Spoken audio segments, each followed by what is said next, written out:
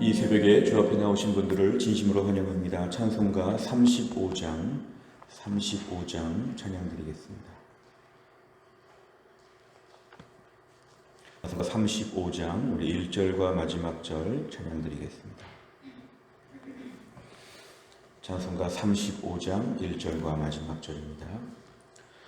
큰 영화로신 주 이곳에 오셔서 이 모인 자들로 주 백성 삼으사 그 중에 항상 계시고 그 중에 항상 계시고 큰 영광 나타내소서.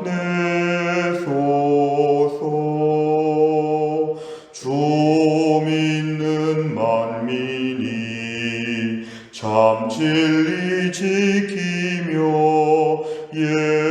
성도들 같이 주 찬송하다가 저 천국 보좌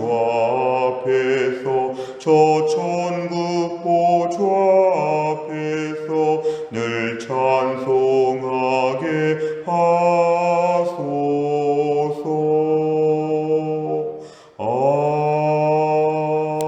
아멘. 하나님 말씀은 예레미야 7장입니다. 예레미야 7장 1절부터 15절까지입니다. 구약성경 예레미야 7장 1절부터 15절까지의 말씀 페이지로는 1061페이지에 있습니다. 1061페이지 예레미야 7장 1절부터 15절입니다.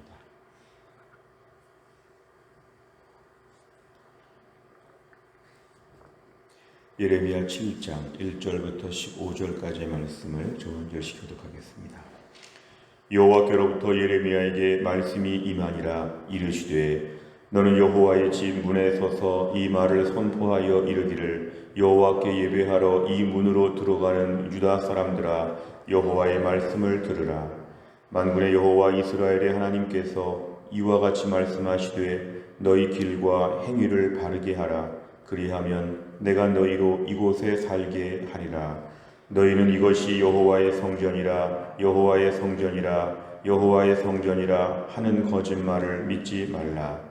너희가 만일 길과 행위를 참으로 바르게 하여 이웃들 사이에 정의를 행하며 이방인과 고아와 과부를 압제하지 아니하며 무죄한 자의 피를 이곳에서 흘리지 아니하며 다른 신들 뒤를 따라 화를 자초하지 아니하면 내가 너희를 이곳에 살게 하리니 곧 너희 조상에게 영원 무궁토록 준 땅이니라.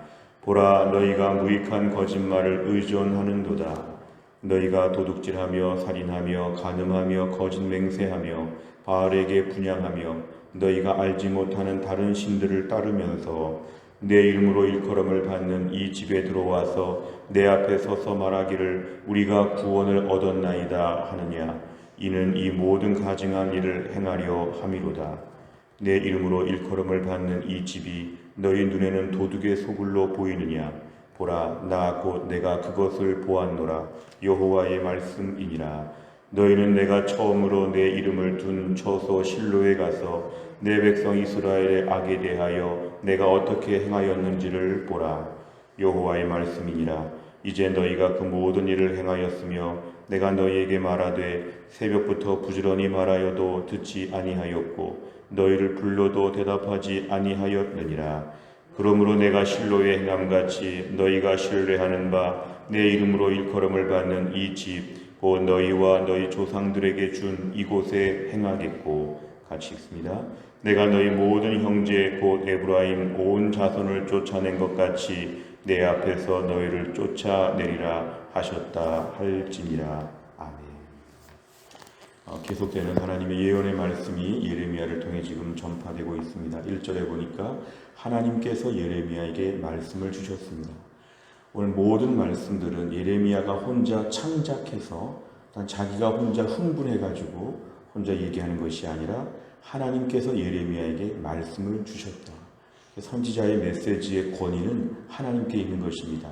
오늘 예레미야는 심부름꾼에 불구하고 하나님께서 지금 예레미야에게 말씀하십니다. 항상 하나님께서 말씀을 주실 때, 선지자를 통해 말씀을 주실 때 하나님께서 직접 말씀하시지 않고 선지자가 대언하게 하신다. 오늘날도 하나님께서 주의 종을 통하여 말씀하실 때 하나님께서 말씀하시는 것이고 중간에는 주의 종은 그 말씀을 대언하는 것이다. 이게 말씀을 듣는 기본적인 태도입니다.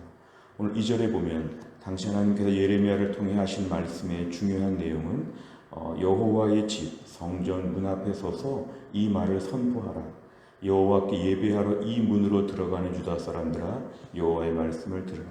그러니까 당시에 남유다 백성들에게 예배 생활이 없진 않았다는 것입니다. 우상을 숭배하고 불순종을 하긴 했지만 예배는 형식적으로 기계적으로 유지가 되고 있었다는 걸 우리가 알 수 있습니다. 3절에 보니까 하나님께서는 예배하러 들어오는 자들에게 얘기합니다.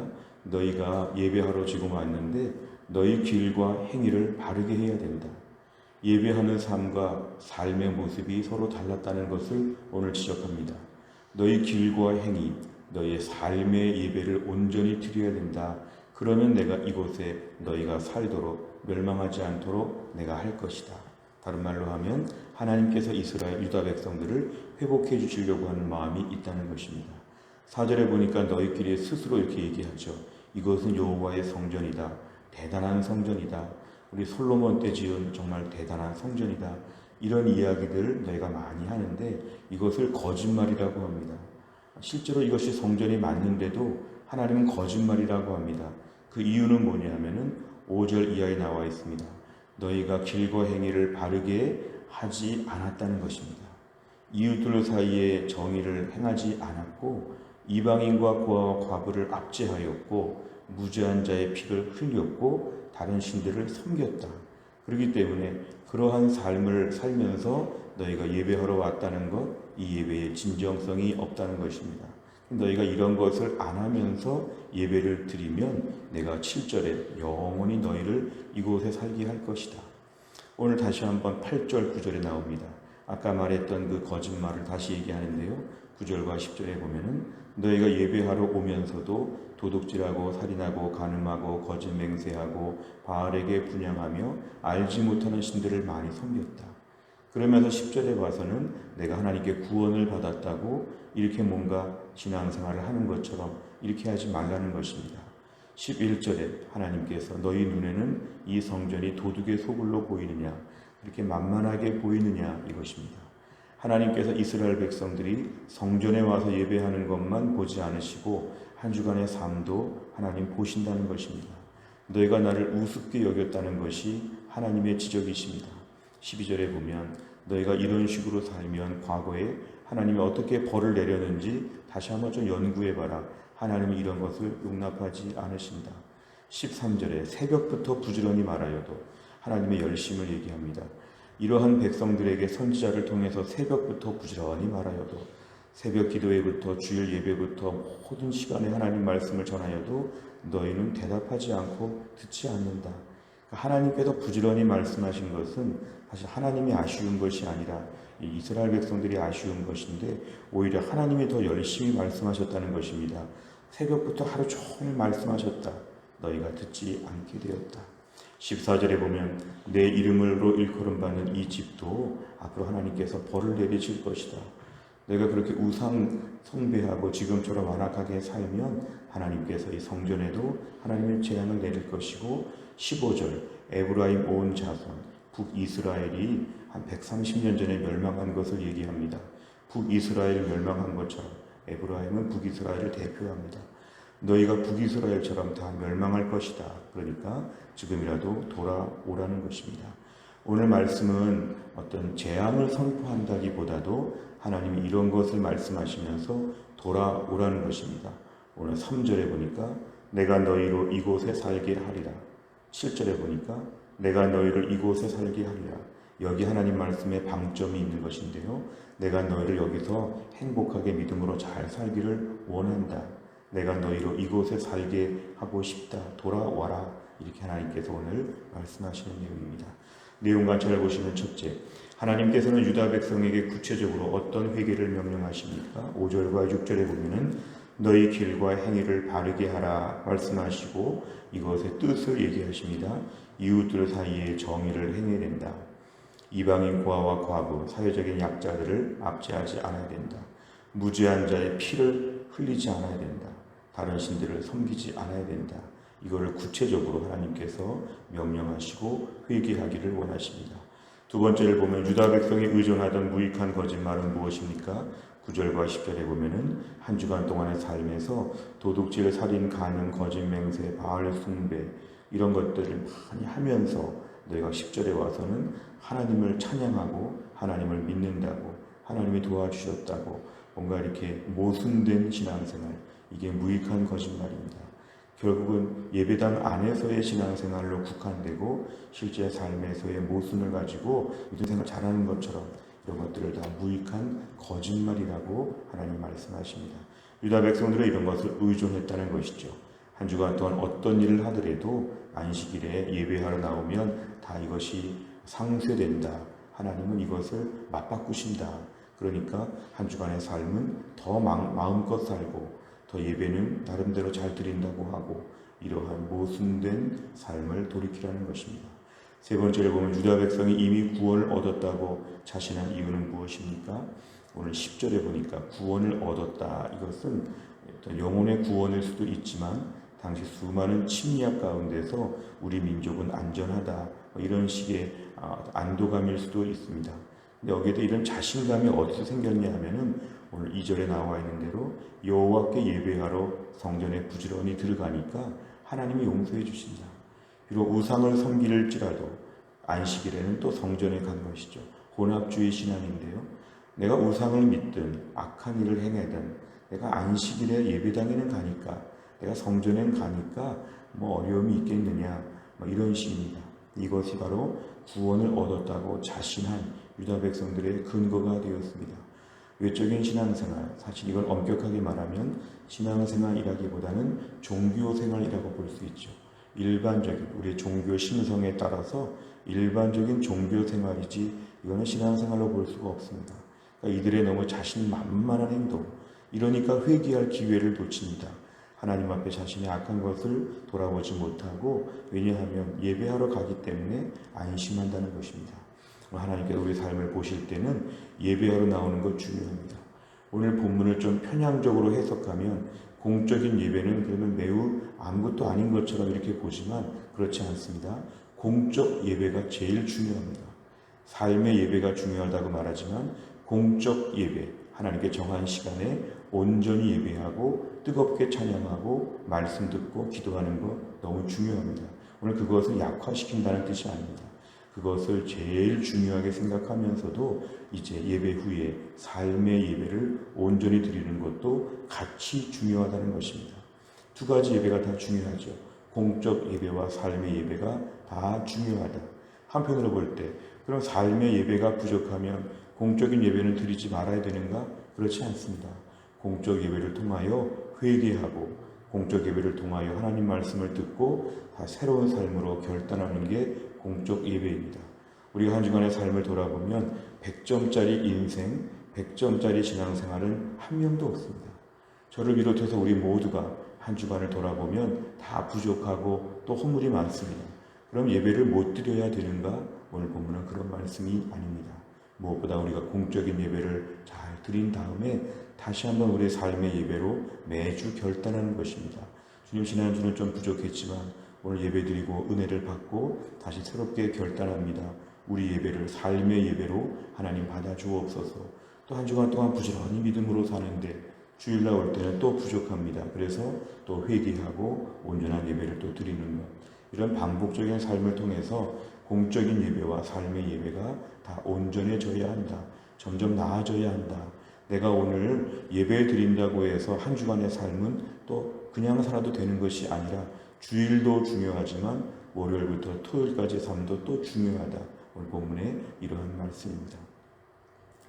네 번째를 보면 하나님을 신뢰하지 않고 외식적인 성전 예배만 의지하는 유다 백성을 보며 무엇을 느낍니까? 하나님을 온전히 신뢰하며 외식적인 예배, 우리 자신을 돌아보게 합니다. 내가 주일날 온전히 예배드리고 은혜 받고 마음에 기쁨이 있고 새로운 삶을 살게 된다면 한 주간 동안도 가정에서 직장에서 내가 온전한 모습을 보여주어야 한다는 것입니다. 그래서 우리의 삶에 외식이라는 말, 성경에 자주 나오는 말씀인데요. 우리 신약에 많이 나오는 건데요. 바리새인, 서기관, 율법들 예수님께서 외식하는 자들이라고 위선자들이라고 이렇게 말씀하셨습니다. 오늘 우리의 삶에는 이런 함정이 참 많습니다.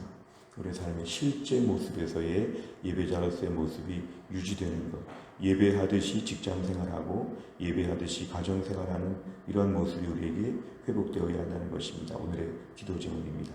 마지막 5번째를 보면 종교생활을 하는 것에 안심하며 안일한 상태에 머물렀던 적이 있다면 언제입니까? 외식하는 종교인이 아닌 참된 예배자로 살기 위해서 어떤 결단을 해야 되겠습니까?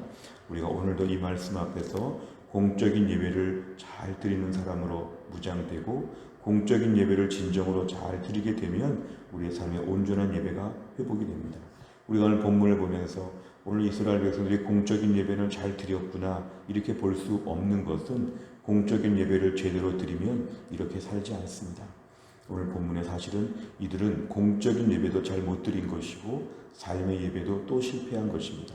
우리가 오늘날 공적인 예배가 온전하게 회복이 되면 삶의 예배를 드릴 수 있는 힘과 능력을 허락하여 주실 것입니다. 한 번에 모이는 공적인 예배 시간에 더 집중하여 준비하는 것, 형식적이고 기계적이지 않고 진정성을 담아서 마음의 열정을 품고 예배하는 사람들에게 하나님의 새로운 힘을 허락하여 주실 것입니다. 오늘도 우리의 삶의 예배로 하나님을 영화롭게 하는 믿음의 사람 다 될 수 있기를 간절히 바랍니다. 기도하겠습니다. 하나님 아버지 감사합니다. 오늘도 이 새벽에 우리에게 귀한 말씀을 주신 것 감사합니다. 이스라엘 백성들이 하나님께 형식적이고 기계적인 예배, 어찌 보면 종교 생활을 부지런히 했기 때문에 스스로 망하지 않을 것처럼 생각하고 스스로 믿음이 좋다고 생각했던 이들의 모든 종류의 허술함을 하나님께서 오늘 지적하셨습니다. 오늘도 우리가 이 말씀을 보면서 우리도 이러할 때가 얼마나 많은지 모릅니다. 반복적인 매주 예배 시간에 우리가 얼마나 집중하고 있는지, 또 우리가 주일을 보내고 나서 한 주간 동안 얼마나 느슨하고 또 마음껏 안일하게 살 때가 많은지 우리의 모든 모순과 우리의 부족함을 용서하여 주시고 오늘 말씀 앞에 매일매일 하나님 아버지의 삶의 예배로 온전히 주님을 예배하게 하시고 또한 공적인 예배가 더 진정성을 가진 예배로 회복될 수 있도록 하나님이 함께하여 주옵소서. 한날의 모든 일정을 주님의 손에 의탁합니다. 이제 오늘부터 하나님 아버지 순장 신방이 이어집니다. 오늘부터 시작되는 순장 신방을 통하여 다락방의 순원들을 돌아보고 또 하나님 아버지 목양적인 사역을 감당할 때 하나님의 은혜 베푸사 계획한 것 이상의 큰 은혜와 축복이 있도록 하나님이 함께 하시고 하나님이 세우신 우리 순장님들이 능력 있고 은혜롭게 하나님의 사역을 잘 감당할 수 있도록 하나님이 함께하여 주옵소서. 한날의 모든 일정을 주님께 의탁하오며 예수님의 이름으로 기도하옵나이다. 아멘. 오늘 목요일을 맞이하여 100대 기도 제목은 지역사회와 다음 세대를 위하여 기도합니다. 57번부터 70번까지 오늘 아침에 꼭 기도해 주시기를 바랍니다. 주기도문 하겠습니다. 하늘에 계신 우리 아버지여, 이름이 거룩히 여김을 받으시오며 나라 임하옵시며 뜻이 하늘에서 이룬 것 같이 땅에서도 이루어지이다. 오늘날 우리에게 일용할 양식을 주옵시고 우리가 우리에게 죄 지은 자를 사하여 준 것 같이 우리 죄를 사하여 주옵시고 우리를 시험에 들게 하지 마옵시고 다만 악에서 구하옵소서. 대개 나라와 권세와 영광이 아버지께 영원히 있사옵나이다. 아멘.